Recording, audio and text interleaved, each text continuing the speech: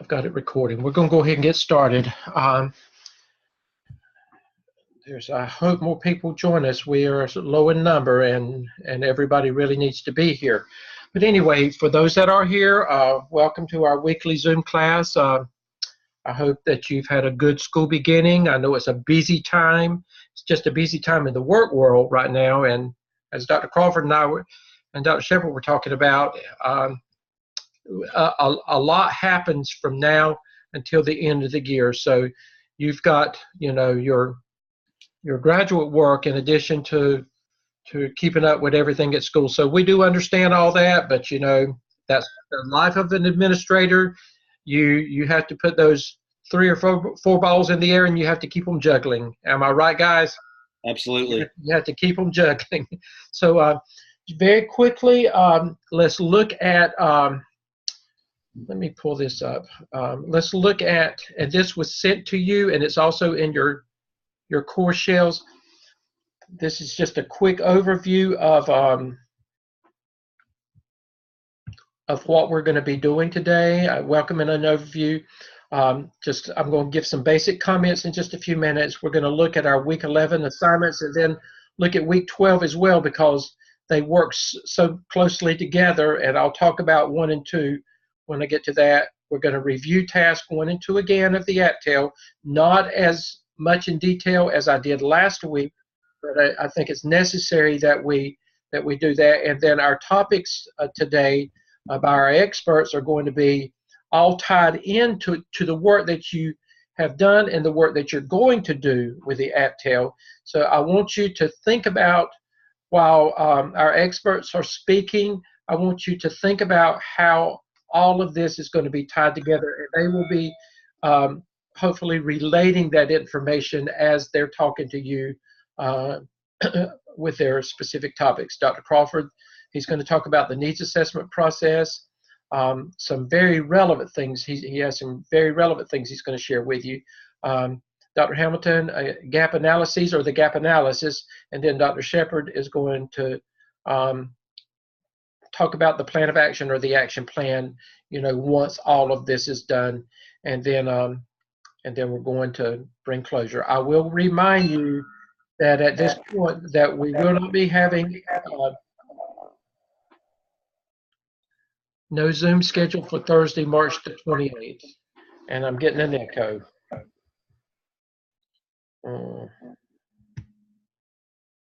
Was not getting it until. Let me try this.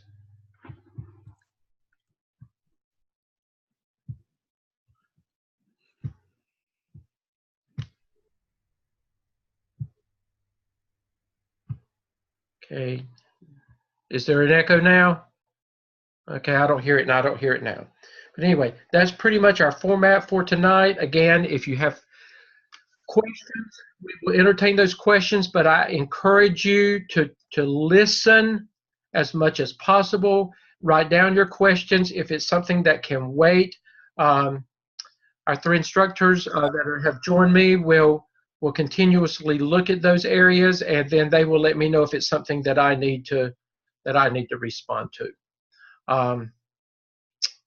With that in mind, let's go back to, okay.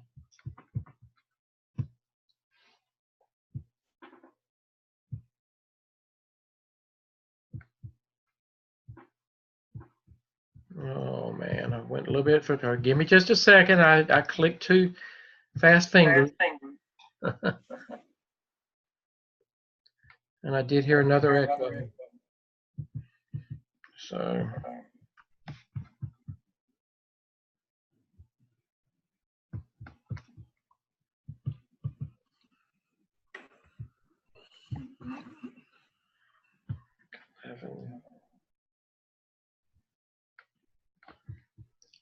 Okay.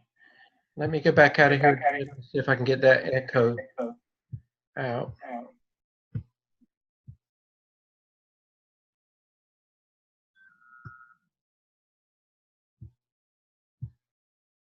Okay. Is there an echo? It's gone. I don't know why. If I have to keep doing that, I'll just have to keep doing that, because somehow when we come in, there's an echo on things. Just a reminder of your requirements for this week before we get into. Let me move this over. Again, remember, if it's in green, that's dealing with the APTEL. These are the things that will be due this Sunday in Blackboard.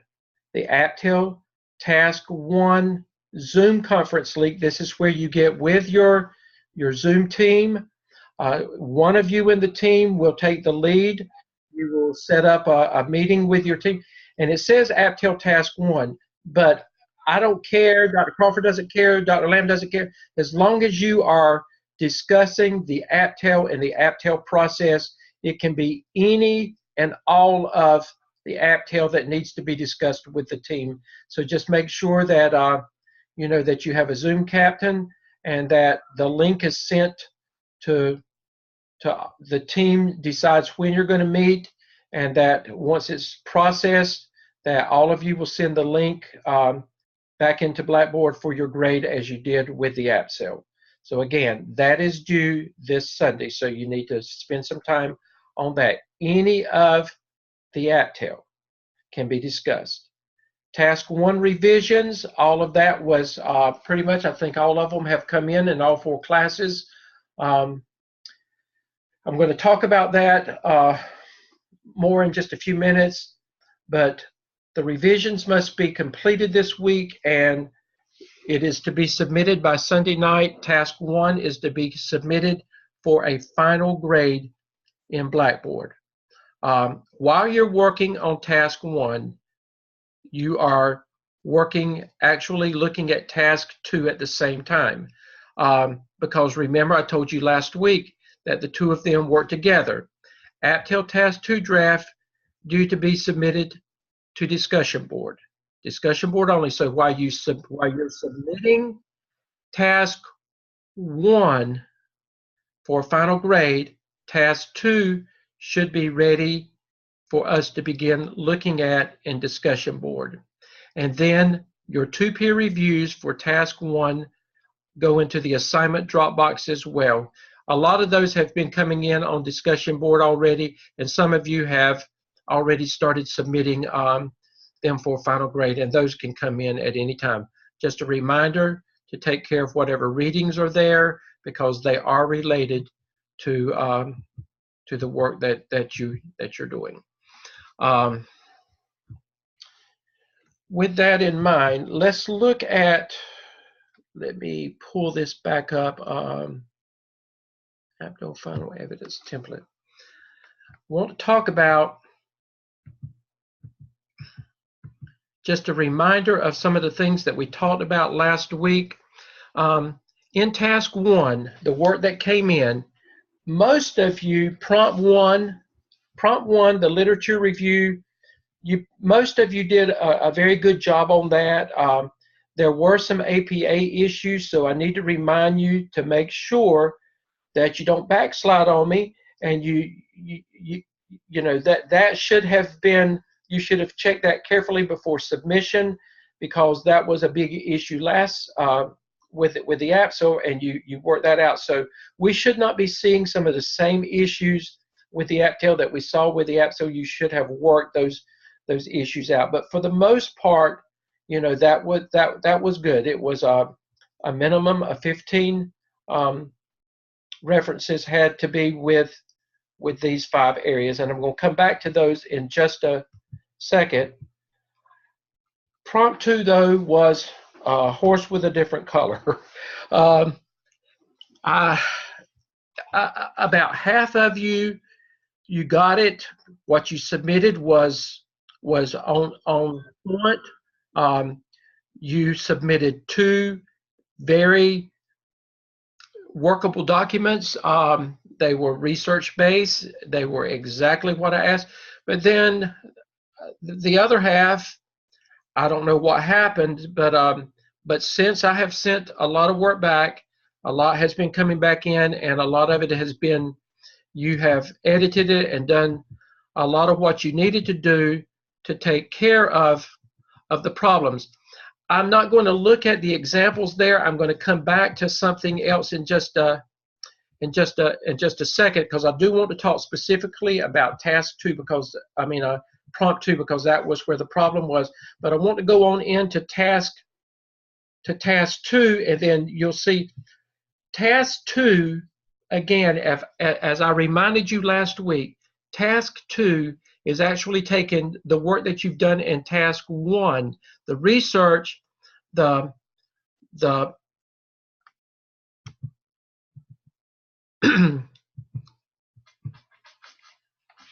and the work in prompt 2, actually taking that in task 2, and you actually have to do something with it. So that's why I've told you to make sure that you're looking at task 2 while you're doing task 1, because you've got to use all this stuff. So that's what I'm going to talk about. But what I'm going to do is I'm going to come out of here, because I think what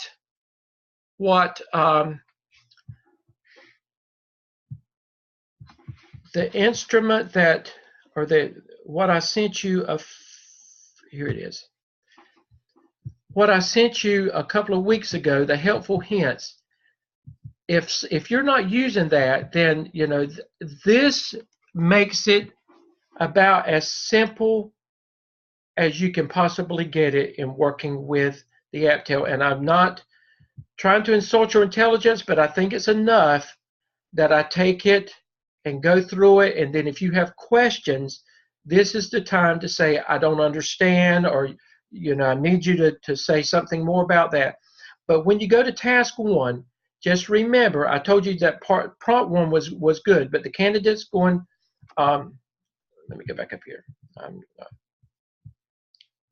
In task 1, you're going to provide a literature review for each of the 5 identified sections. Each section will have a minimum of 3 references for a total of 15 reference minimum. Okay, I sent back a lot of work and I said, your reference section is not complete. Well, now, if you've got 15 references here, in your reference section at the end, how many references are you at least going to have there? You're going to have 15. So whatever 15 you used up here, they must be cited in your reference section APA, and there's possibly going to be more because of the other things that you're doing, but there's going to be a minimum of 15 references in your reference section. I sent back a lot I sent back and I said, there's no appendix here. And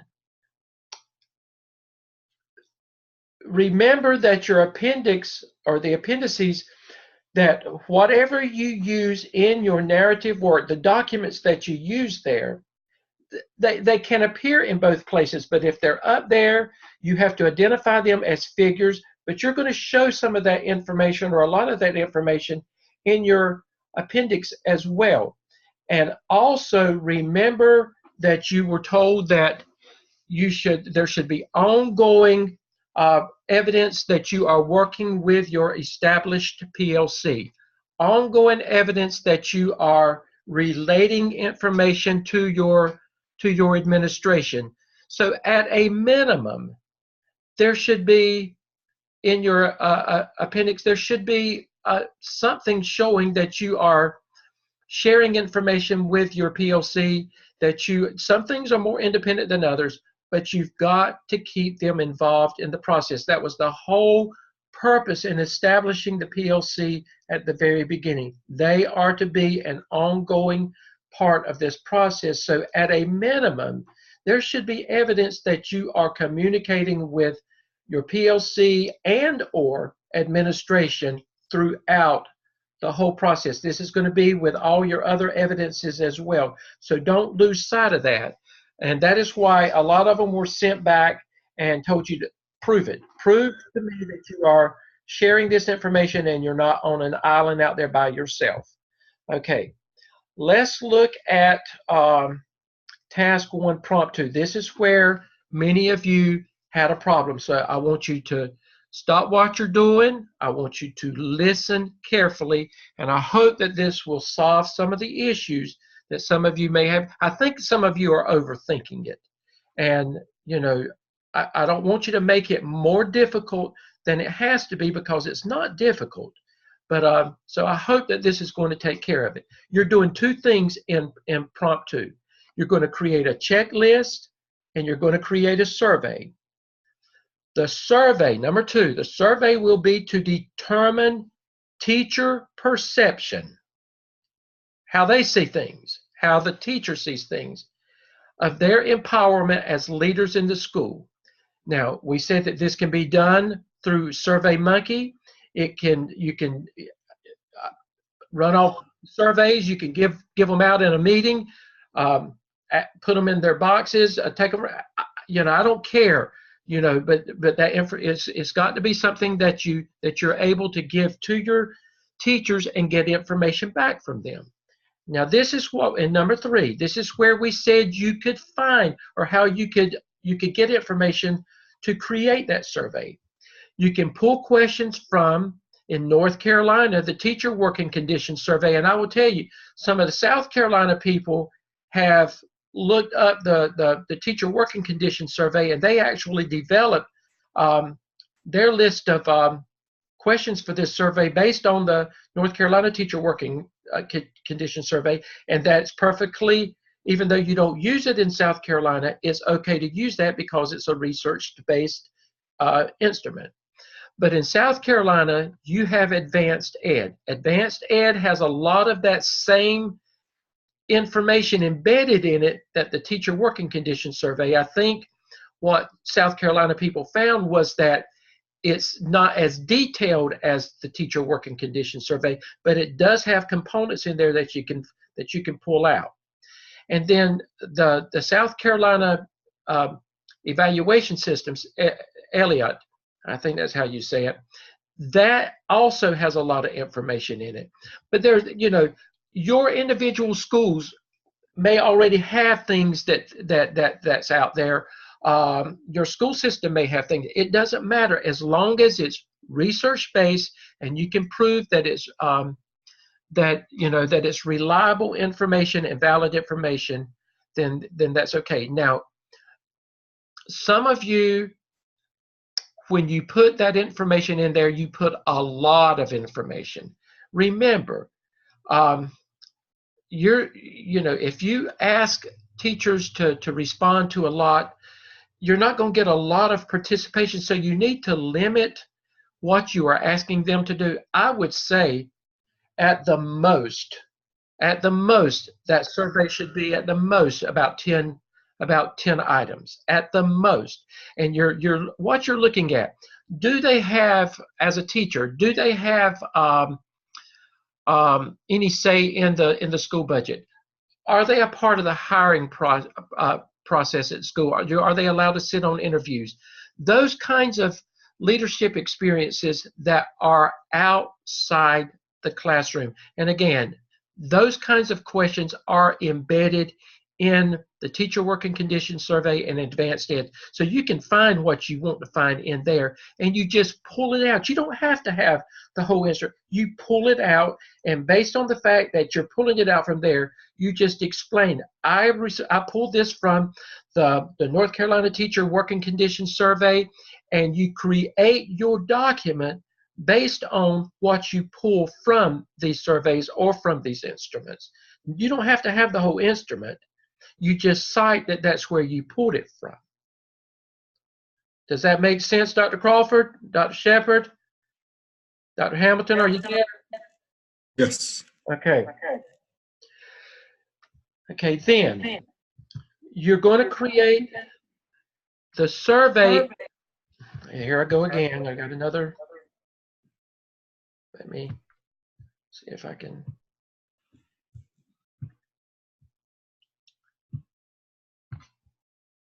Again, you're going to create the survey in task 1, and you're going to use it in task 2, what you're fixing to work on this week and next week.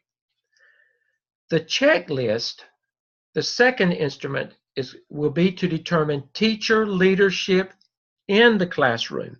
Now, this is where we talked about if your school already has a walkthrough instrument, and as classroom teachers, your principal has walked in probably more than one time with a notebook in his hand or something, and he's checked off stuff.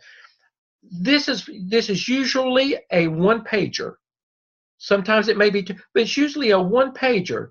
And when they walk through and they spend about 15 minutes in the room, this is a bird's eye view of what's going on in the classroom. And so that checklist should actually be things that you can quickly check off, maybe a little place for a comment if you need to have a comment, but it's based on what am I seeing when I go in that classroom.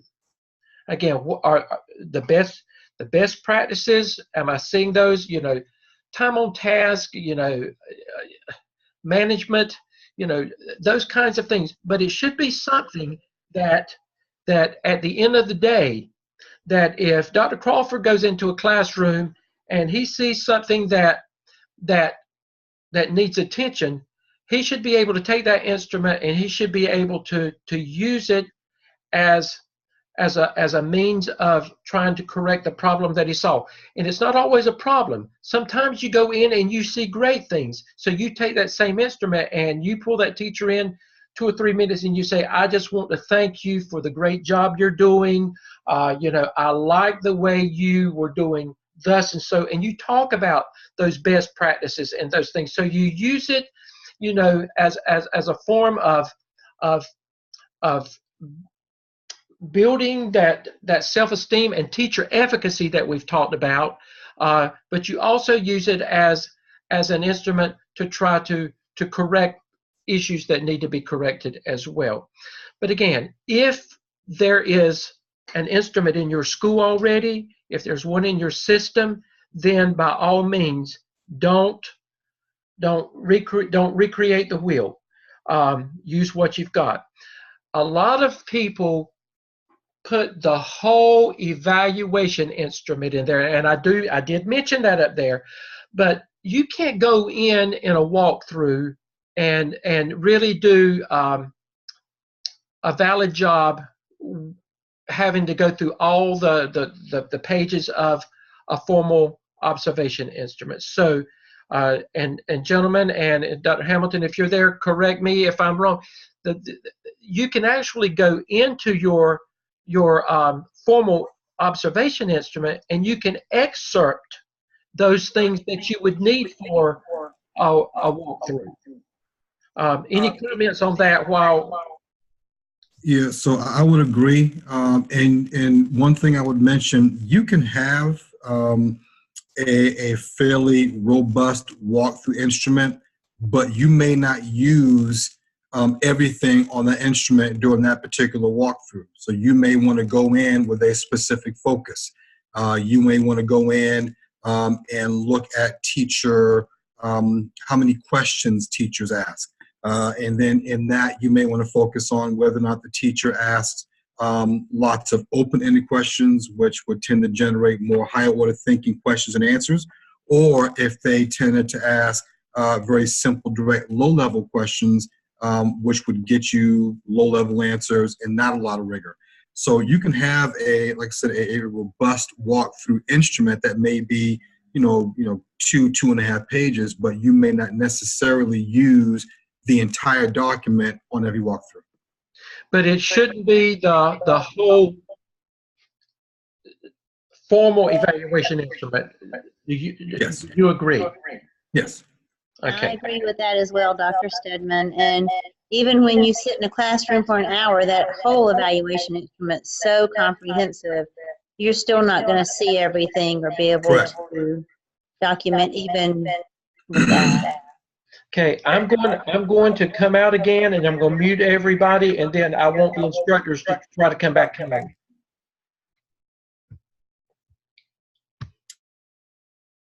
Okay, instructors come back in and let's see if it goes So away. Emily just asked a really good question. She said she did a walkthrough in 2nd grade, and they were working on small group instruction. and some of the items on the checklist didn't apply because they were for whole group. And so to Emily, I would say that's one of the times, especially in elementary school, and I think Dr. Hamilton will agree, where you may need to switch on the fly because there is lots you can see during small group instruction or intervention or enrichment time. You want to look at, are the activities going to move kids? Are they purposeful? I even got it to where in my building I had to make sure during guided reading, when we had that old model, that teachers actually had a specific lesson. So in a situation like that, Emily, I would agree. It may not apply because you were going in thinking whole group, but then that's one of those times where you got to kind of adjust on the fly and say, well, let me take a look at exactly what's happening in the small group setting, because you can actually see lots there. Agree. And you probably want to make sure that there's space on that form so you can write other things that may not be in your checklist as well. So, and I think that's what you're talking about, Dr. Crawford. Correct. But I hope that this, I don't know why this will come out again. Okay, instructors, stay muted until you have to come on, and let's see if this will work.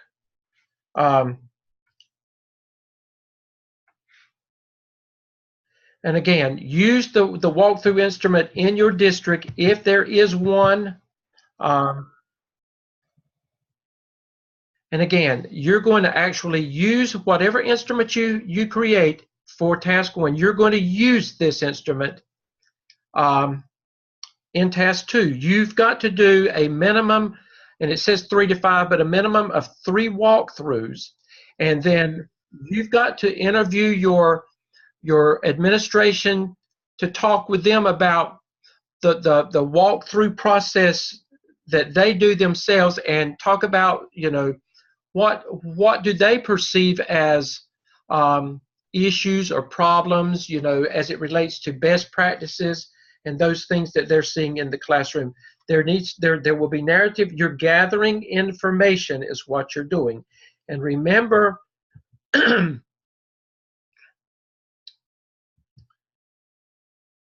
we did say that if you can walk with your administration, that really works well. If not, your administration needs to let your colleagues know that you will be doing walkthroughs and the purpose of the walkthroughs.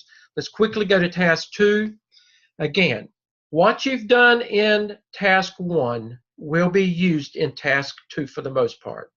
The candidate's going to use the instrument from task 1 to actually collect data in task 2.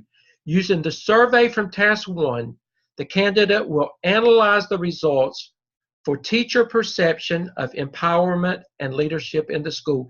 And your team should be a part of that as well. They're gonna help you look at that and analyze it and disaggregate the information that you have.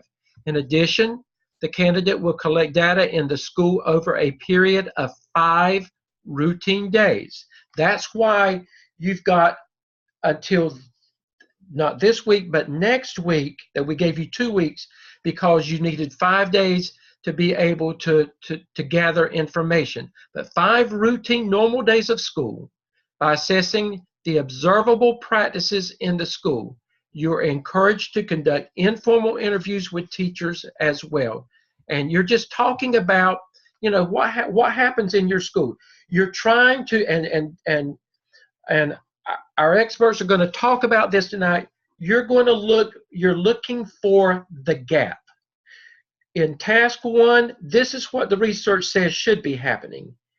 In task 2, we're going to look, once you finish your talking, you analyze the data, you're going to determine this is the problem. This is the gap with what teachers think about their roles as leaders outside the classroom. This is what's happening inside the classroom based on what I see in my walkthroughs and based on what the principal says is happening when they do their walkthroughs as well, the information that you gather. So you're looking for the gap, and I think Dr. Hamilton's going to talk about the gap more in detail in just a few minutes. Once you have collected your surveys and analyzed results and have completed the 5 days of observable practices in the school, you are to respond to these results narratively by addressing the 5 items in prompt number 1. Now, if you go back, remember I said those 5 items in prompt number 1 in task 2 are the same 5 items that you had in task 1, prompt 1. But the thing is, task 1, prompt 1, it was research. Task 2, prompt 1, you're actually saying, this is what the research says, but when I look at these 5 items in the school, this is what's happening in my school. The research says it in task 1, but this is what's happening in my school in these 5 areas in task 2. So that's what the 5 days is all about. In task 1, the candidate researched the best practices for teacher empowerment and leadership in school. In task 2, the candidate is to take these same 5 areas and analyze the gaps between what the research says from task 1 to what was actually observed in each of these areas for task 2. Gaps in these 5 areas are to be, you've got to do 2 things. You're going to talk about it narratively. You're going to put it in each of those 5 areas. You're going to write a paragraph about every one of those 5 areas. And then you're going to turn around and you're going to show graphs, charts, whatever you need to do, but you're going to graphically represent that information as well in the work that you're doing. Remember that one of the problems that we had was make sure that you are identifying every one of the charts, graphs, etc. as figures. I'm not going to go into task 3 at this time. I think you've got enough to look at, but that should help you get back on track with thinking. Again, you've got everything that you need probably at your fingertips. You've just got to put your fingertips on it. Before we move forward, Dr. Crawford, Dr. Shepard, Dr. Hamilton, can you think of anything else that I could say that would help it be more understandable to them? Okay. Again, you know what you've got to do. And again, I'm available if you need to talk to me.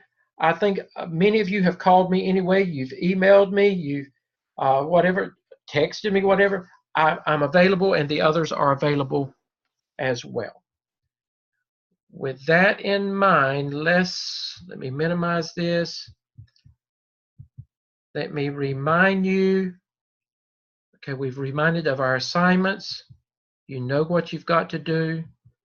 With that in mind, let's see what our topics for today align with the work that you've already done and what you're going to be doing this week and next week. Dr. Crawford, I'm going to turn it over to you at this time. Well, good evening, everyone. When Dr. Stedman gave us our homework for the coming week and wanted to focus on needs assessment, I wanted to take you right to where you are going to live as a school administrator, whether it's an assistant principal or when you make that move to principal. There was a time in the not too distant past where as part of the older school improvement process, principals would sit in their office, they'd put together the comprehensive needs assessment, they'd submit it with whatever strategies they were going to use with their school improvement plan, get it checked off by the district office, put it on the shelf, and then went about the school year. And that process is significantly changed. Many of you may be familiar with some of the documents that I'm just going to kind of go over briefly with you. But the IndyStar school improvement process is one that is fairly comprehensive. And if I leave you with anything, it's something that really needs to be thought of to be completed as a team. There is no way, whether you are the assistant principal that has been asked to lead the process or a part of the process, or whether you are the principal and you've got to get this done. There's no way you're going to be able to tackle this comprehensive needs assessment on their own, because it is a very, very, it's comprehensive, and it covers everything from not only what your school data are, but it can also cover demographics of your school. It could cover different situations in your school that could affect teaching and learning. So I just got a couple of things that I wanted to share with you. The first thing that I wanted you to look at was the NCDPI Comprehensive Needs Assessment.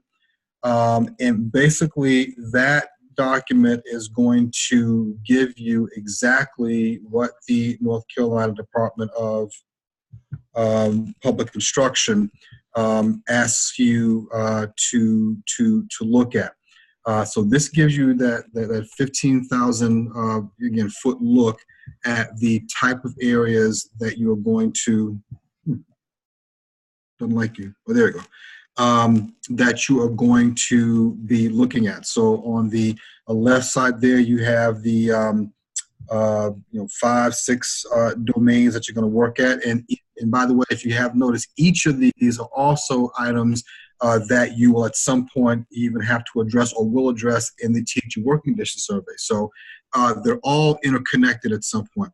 And on the left are the subdimensions of each of the dimensions. Part of the InduStar process is the state will tell you you have to create some type of goal for all of these, even though you can at any in any given 2-year period focus on 3 or 4. But you have to know what all of this is. Now, if you look at the dimensions and the subdimensions, ladies and gents, you can't tackle that by yourself. So this is a good place to start to kind of look at exactly what types of things they're looking on. Everything from your experiences with central office, talent and recruitment issues, and I suspect that conversation may be different in Mecklenburg or Wake County than it would be, say, in Polk County, or even Robeson. We're looking at talent recruitment and quality, professional development.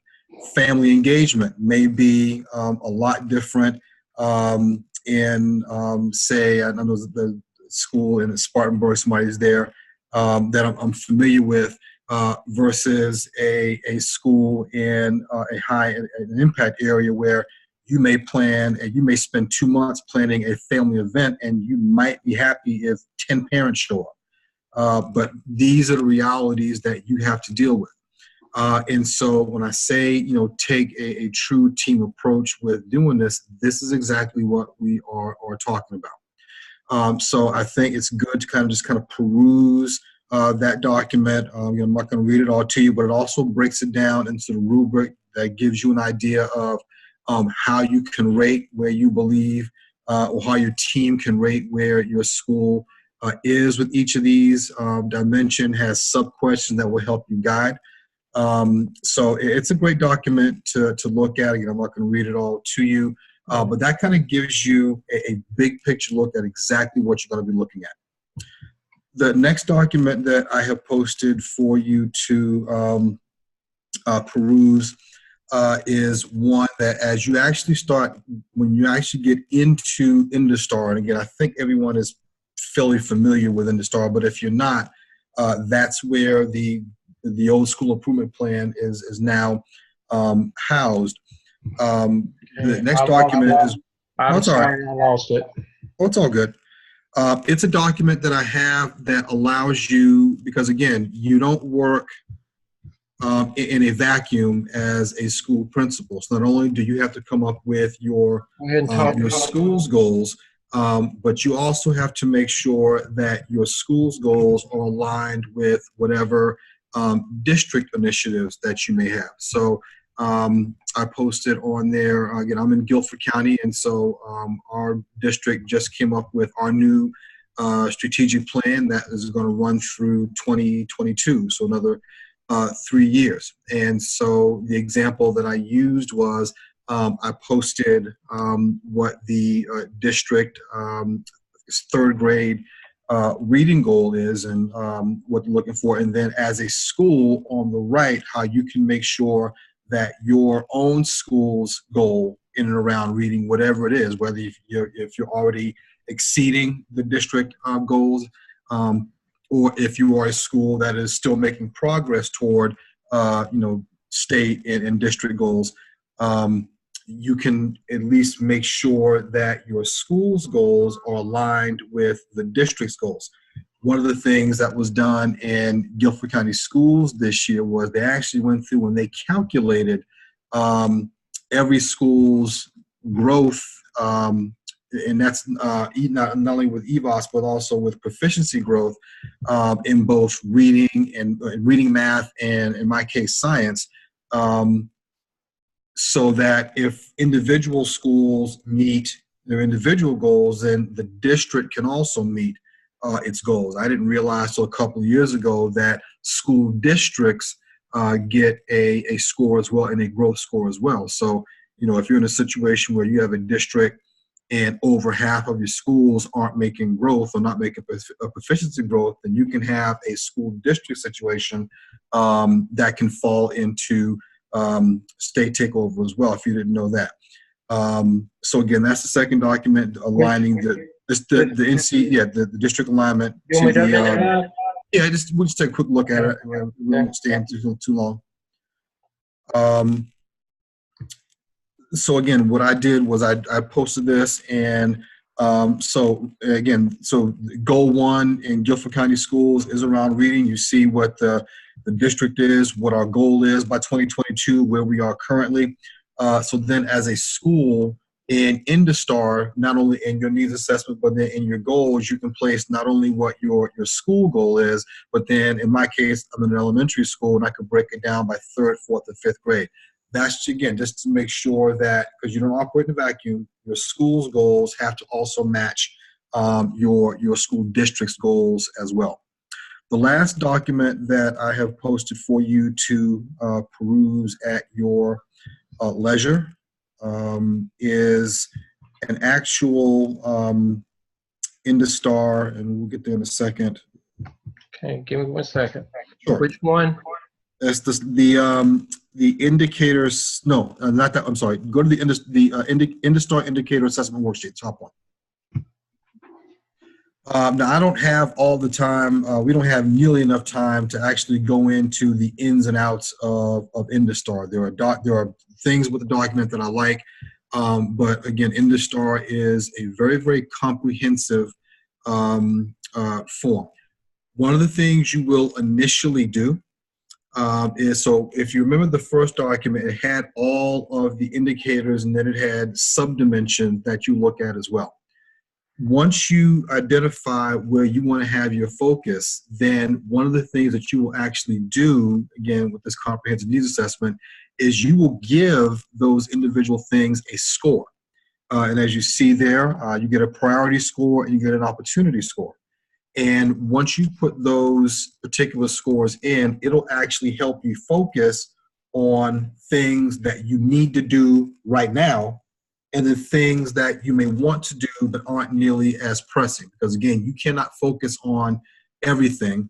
So you've got to make sure that you have your time and energy placed in the right places. And when you go through this comprehensive needs assessment, the indicator assessment sheet will help you do that. And then that is where you will develop your specific plans to attack and deal with different indicators. So again, it's going to be different from school to school.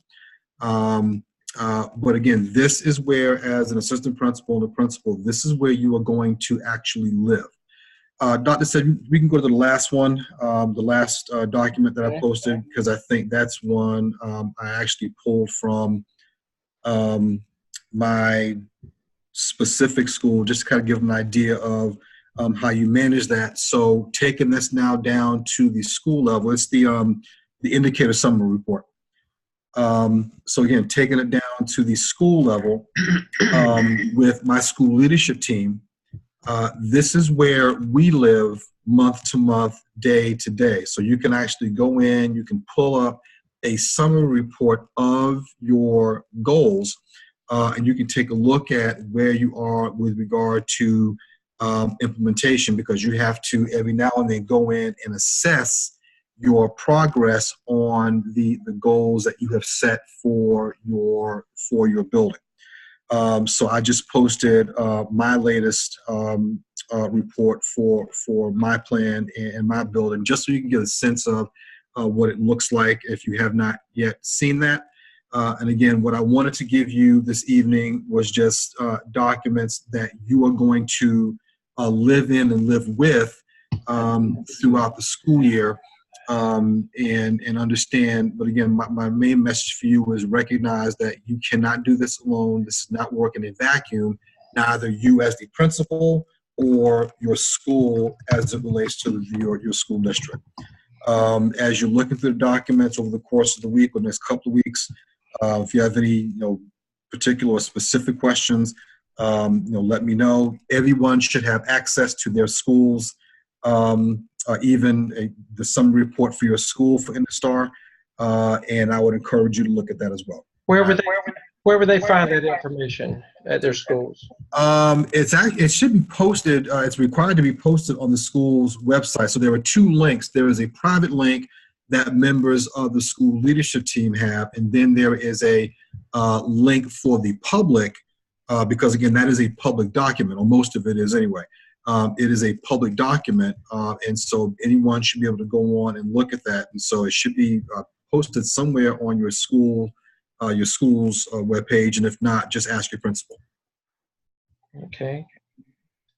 So again, that was a lot. I apologize if it didn't go that long, but thank you all. If you have any questions, let me know. Okay. And I don't know why I'm having these problems again today. I worked hard on this. Dr. Hamilton, go ahead and get started, and let me see if I can't locate what my problem is over here. Thank you, Dr. Stedman. So we're going to go back now and sort of talk a little bit more about what Dr. Stedman talked about earlier. So when we're talking about research-based practices, which you're working on now, you may want to have an awareness that Standard 2 of the Principal Evaluation Instrument holds you accountable as a school administrator for being knowledgeable of those best instructional practices, and said you need to use this knowledge to cause the creation of collaborative structures within to ensure high quality, highly engaging work for students. So that's a part of your evaluation instrument, and that's what you're working on now, so it's important that you know these things. So if teacher use of research-based practices are pivotal to student learning, then performing a gap analysis of the implementation and use of these practices lets you know if your teachers are implementing these with a degree of effectiveness. And if they are, then that should be producing the student results that you want. A gap analysis is nothing more than an analysis of best practices compared to what teachers are actually doing in the classroom. Conducting analysis is some of the highest leverage time that a leader can spend with teachers. By focusing on quality implementation of the use of best practices, the principal can have a larger influence on what happens across the board in classrooms versus just maybe picking out one little thing that you see during a walkthrough or observation that might be in isolation. You can just leave it right there, Dr. Stedman. That's perfect. Okay.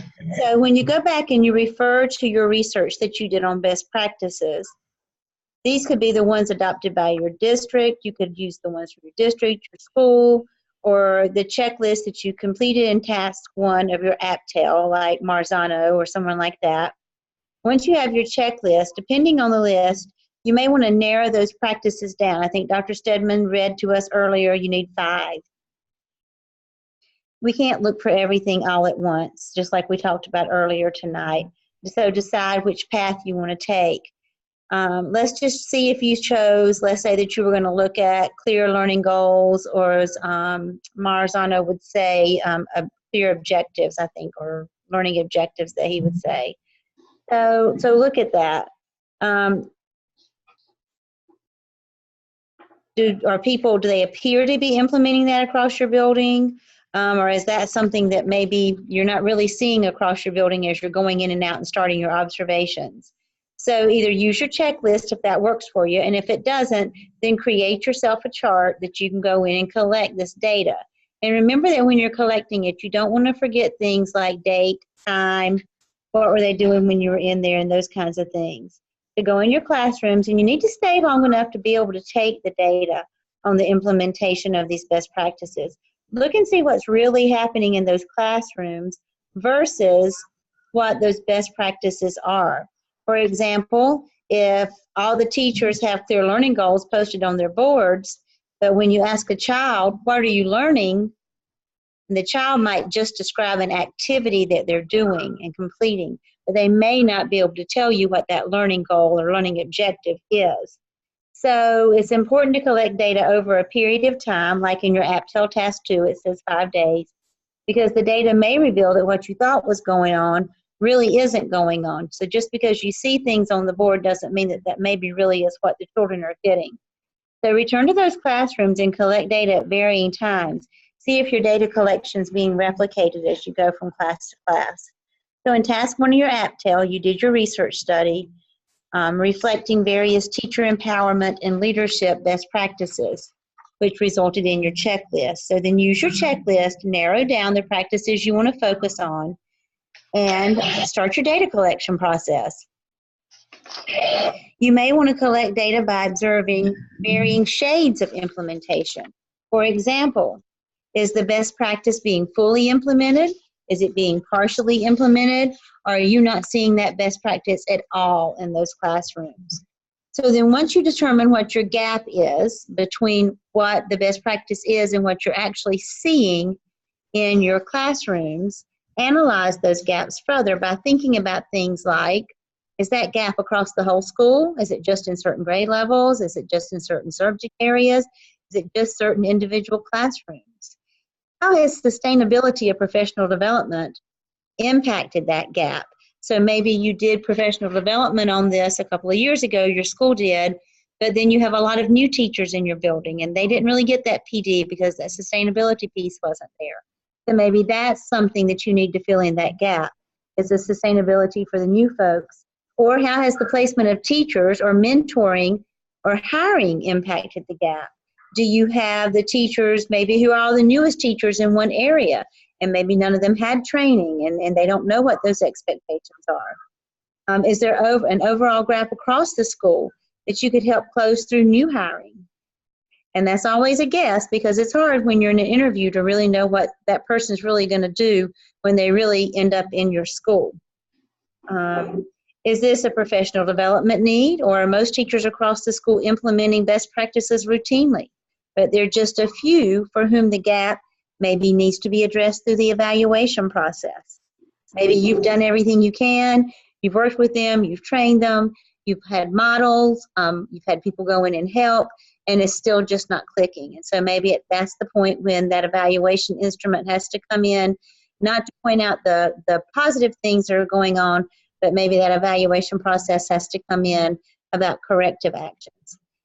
Do you have some superstars who routinely implement best practices, and this is your opportunity to empower them so that they can help build efficacy in other staff members through professional development or guided observations? So, and then Dr. Stedman, if you'll scroll on down there for just a minute, for those of you in North Carolina and those of you maybe in South Carolina, is there another page on there, Dr. Stedman? Can you scroll down? Maybe scroll. Yeah. There should have been Yeah, a 2-page. There we go. It is. Yeah. Yes, thank you. So in the North Carolina Teacher Working Conditions Survey, the use of instructional practices and effective instructional practices is a part of that survey, question 9. So especially when you look at A, the local assessment data are available in time to impact instructional practices, and that's always tricky for us because some assessment data are, and then sometimes those things come in so late that really it doesn't. C, teachers work in professional learning communities to develop and align instructional practices, which is exactly what your APTEL is asking you to do. Then in D, provides supports like coaching, professional learning communities that translate to improvements in instructional practices. Again, your APTEL is just, it's what it is. And then N, that teachers have knowledge of the content covered in instructional methods used by other teachers at this school.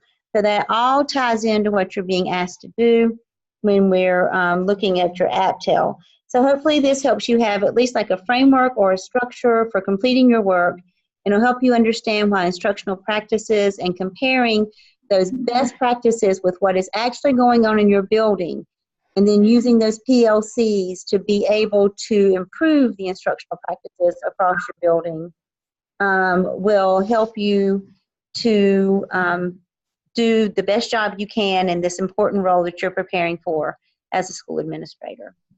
Okay, great information, Dr. Hamilton.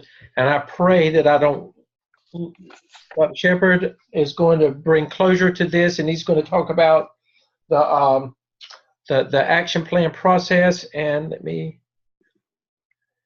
see. So it is 7:52, and I'm between you and your families. So it's not a good place to be right now. Yeah, but they're okay. They're okay. They need this, so they're fine. I am just going to speak very briefly about the kind of down and dirty of the action plan, or your growth plan as it would be put in the APTEL there. So we talked, you got great expert advice on a gap analysis and looking at your needs assessments here and developing those. And I would say to you, there's nothing more important than doing those with fidelity and going through those together as a team and going through those together with multiple stakeholders in your building. Look at your needs assessment. What is the gap analysis? What is it? What needs to take place in my building? When I was a new principal at my school, I spent the first almost entire school year, really the first 6 or 7 months, not doing anything but really analyzing everything about my school. I want to know the ins and outs of it. I didn't change a thing. I did not want to come in and be a change agent at all. I wanted to see what made my school tick, what worked, what did not work, what was the data. I wanted to dive as deep as I could in all of it, and I want to spend as much time as I possibly could in classrooms. And that's the reality of things. This is a clinical internship. This is a clinical work when you're working with Gardner-Webb here. And so the best piece of advice I can give you right now is, before we jump to this growth plan, is really that as a principal, an acting principal, you're going to learn the most about your school, and you're going to learn the most about your teachers and what your teachers need and what your students need by camping out in the classrooms. That's where you're going to learn the most, and that's where you're going to spend most time, is talking to teachers, working with groups of teachers, collaborating with the educators in your building. That's where the magic happens. And if you want to know what's going on in your school, you're going to find it in the classroom. And that's the most important piece of advice I can give you. It's not going to be anywhere else but in the classroom and spending time with those teachers. That's going to be a big part of your growth plan, as Dr. Stedman's kind of put it up here. If you can just scroll right to the top of that page, Dr. Stedman, right there. So this is just an example. I threw this at you at week 1 as part of an action plan in your APSL, but it's just a framework that I've used in the past. I continue to use now. You can graphically display as one of your assignments here in your task, to graphically display in multiple ways your growth plan. You're going to use a lot of narrative, but this is one way that you can graphically display the action plan or growth plan. And I like to use SMART goals. So you would put any kind of title there. If you look at how this growth plan is broken down here, this action plan is broken down, it checks off every single one of your tasks there. When you look at your prompts, it checks off every one of them, and I'm going to go through them with you. If you look at a team, obviously, as part of one of your tasks here, you have to work with a team of colleagues, and that's part of empowering teachers and educators in your building. You have to be able to identify your needs. You have to look at multiple sources of data, multiple indicators. Again, we're checking off boxes here as we go through this. What is your area? What are those identified needs? If you've done your gap analysis in your building, what is that? And to be able to put that down on paper here as a plan, because this is something that you're going to create together. And when you get a lot of educators in the room and you're working on this document together, however you like to display it graphically, and so that you guys can continue back to refer. Maybe it is a database that you're going to refer back to. Whatever it looks like for you, it's going to be different in every building or even every district. But you're going to have to identify those needs and those sources of data. And then a SMART goal, I just put a little starting point there, starting in March of 2019. What will they do, and how will they do it? And so that's measurable, and you want to cover all those SMART components in a SMART goal. And then those action steps are so important. What is actually going to be done? And that, again, that is an important part when you talk about looking at those tasks and prompts that you have to complete as part of the app tool. What does that look like? What is actually going to be done? What are your activities that are going to be completed there? And then what are your data sources? We talk a lot about teacher working condition surveys. That's a data source. Could be interview notes, could be videos that you've seen or taken, walkthrough data, meeting notes, teacher surveys that have been completed pre and post implementation, because you're going to want to measure specific data sources along a time period. But again, it goes to part of the time frame there. When is it going to be completed? Part of your prompts there are to make sure that you create short-term and long-term goals and indicators to be checked off. So you got to make sure that when you're implementing these practices in your building, trying to bridge those gaps, you have to be able to measure where you're meeting or bridging those gaps. And you want to do that not just at the very end of an implementation of a new tool or practice, but also gradually throughout that process. Because if you talk about tackling a big initiative in a school, it's not going to happen overnight. It's not going to happen overnight. It takes time. You're just a little infant baby when you start putting a new initiative in a school. Until you can get everybody on board and get all those practices implemented with fidelity across the building, it takes time. And so you got to have incremental goals, and you want to set some great time frame for yourself. So when is it going to be complete? Midterm, end, whatever that looks like for you. Who's going to do that? Again, that's why it's collaborative. That's a big part of your empowerment piece here. Who's going to be accomplishing these goals? When you look at your action steps and your activities, who's going to be doing this? It's not going to be the same people every single time accomplishing these. Dr. Crawford brought up a great point earlier. You're not going to be able to do this analysis on your own. You're not going to be able to accomplish all of these tasks on your own. You have to have a team that's going to be a part of this. Those stakeholders in your building are so important. I would say that you also, this is outside the box thinking here, but we talk about empowering our teachers.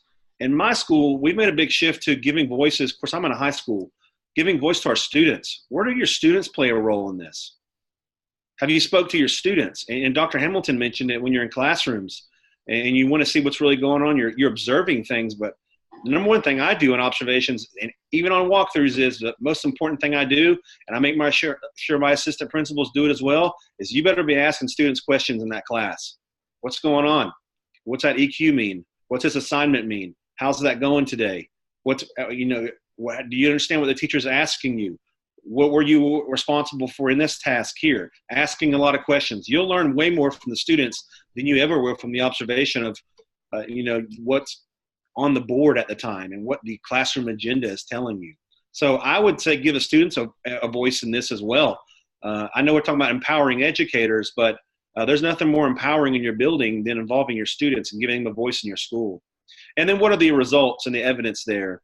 As you move down at the bottom of that page there, the evidences of success. I've given you how will I know that I am making progress? What are the benchmarks? As you communicate this to your current administrative staff, your district staff, how will you know? What is the evidence of success? To your teachers, what is the evidence of success? Discussions, article reviews, interviews that have taken place, principal feedback, senior staff feedback, post-survey results. Academic progress data are all examples of what you could put there and how you would spell that out in narrative form or on this form itself. And the evaluation. How will I determine what the goal, if the goal has been reached? What are my measures? Are they visible? Are they observable? I would say they need to be both. You need to be able to observe these things that are taking place in the building, across the building, in the classrooms. They need to be visible in the classrooms themselves. How has your team worked to close the gap? That's the question that you're answering here, that evaluation process. And then a big part of the prompts and descriptors that you're going to be completing is communicating the plan. How are you going to communicate the plan? How are you going to submit a survey results, interview notes, the graphic presentations that are going to be created by yourself, whatever that looks like, those organizers, PowerPoints, videos, JPEGs, whatever you're creating there, pictures of those different methods, how is that graphically going to be displayed and communicated out from there? So as guiding practice here, I put some notes here for you to follow, and this is taken right from your textbook here as far as your guide for the APTL and the APSL here. Again, working collaboratively, working with your team, utilizing multiple graphic presentations. Those are your evidences. Include an objective, your vision for the positive school environment, your gap analysis after you're identifying those needs, specific short and long-term indicators, your activities, what's going to be done, spell it out for yourself and your group. Be very clear about what is going to take place. That's not where you want to be vague, because somebody's going to have to complete these tasks, and you want to be very clear about how these things are going to be implemented across your school. There's nothing that will destroy initiatives in your school, especially best practices when you're implementing those in the classroom, than poor communication. It's got to be very clear communication as to what's going to take place, what you expect as the principal and the administrator, in this case, a group of teachers or an administrator, what is going to be expected, and how are people going to be held accountable? And then how are you going to communicate the progress to stakeholders and when? And that's a very important part of bridging the gap, is communicating progress to folks intermittently. Identify a timeline for success for yourself. Give yourself more time than you think you will. Oh, we'll be able to accomplish that by mid-semester. Oh, we'll be able to accomplish that by the end of the school year. Give yourself more time than you think. Something always going to happen in a school year. It is a people business, and we deal with kids and people, and you need more time. And then your roles and responsibilities. Identify those very specifically about who's going to be responsible for that part of it.